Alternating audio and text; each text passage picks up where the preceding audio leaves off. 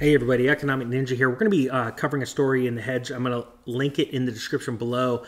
This has to do with the ongoing serious situation with the price of oil and what's happening all over the world, where you are seeing multiple refineries being, not even multiple, we are seeing refinery fires, refinery explosions, and now today a refinery shutdown. Now, this is in South Africa, and a lot of people are going to say, hey, what does this have to do with us? Well, trust me, for every time a refinery shuts down, where it was producing its finished product, went into a market that now will not have it. So if it was because of fire, exploded, or a shutdown, someone else has to make up for that. And other refiners can't just make up for it. So we are going to continue to see shortages and higher prices. All right, so here, let me give you this real quick. As the worst violence in years plagues South Africa, the country's largest oil refinery, the refinery has shuttered operations due to the civil unrest in the country and disruption of supply routes in and out of the area. So now this isn't just because there's riots around the factory or the refinery, but it's because even if there's nothing going on around the refinery, if it's vital routes of transportation to bring in the raw material and then exit it, bring it out to the public, the finished product, if those are hampered, we're seeing these places having to be concerned and shut down. So think about that. It's one thing to say that there's an issue with the actual refinery or in the general area, but if the traffic routes, the trucking routes are shuttered, we're going to have more and more of these shutdowns.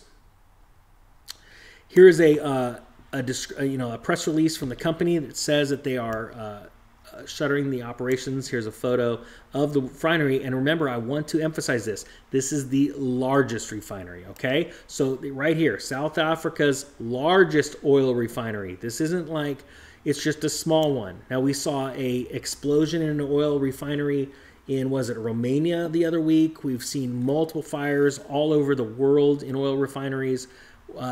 We've just recently seen the gas pipeline explosion in the Gulf of Mexico. Was it Gulf of Mexico?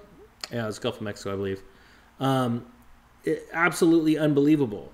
To think that we aren't going to see higher prices and supply chain shutdowns soon, especially as the world is out vacationing, not only because of the time of the year, but because it's the first time since this government shutdown occurred where people can really go out and enjoy the facts that restaurants are opening up, vacation places are opening back up. I mean, for heaven's sakes, Disneyland's back open, right? People are flooding to Disneyland. This isn't just an America issue. This is a worldwide issue. So I want to keep bringing these things to you, not to do doom and gloom. These are facts. And if people can't put facts together and go, oh, wow, all these places are shutting down, either by, forced means, or they're suggesting these places shut down because, tensions are getting high in an area like this, that means times are going to get tough. So I may want to start, instead of keeping my tank from, half to, empty, I may want to start keeping it anywhere between half and full. Just little things like that right now, I think, are going to be vital for people to realize,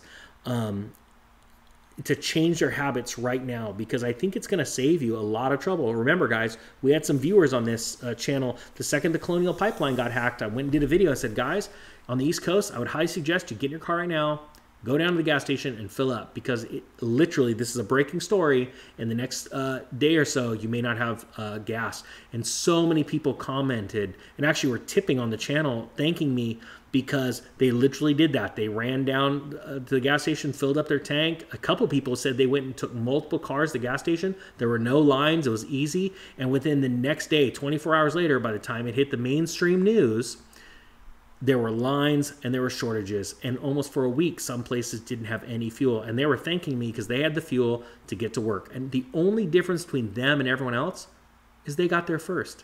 And that's the whole purpose of the Economic Ninja channel, is to show you guys economics in a different way, show you things that are happening today and how they will affect you tomorrow. All right, guys, I hope you got something out of this. I thank you so much for your time. The Economic Ninja is out.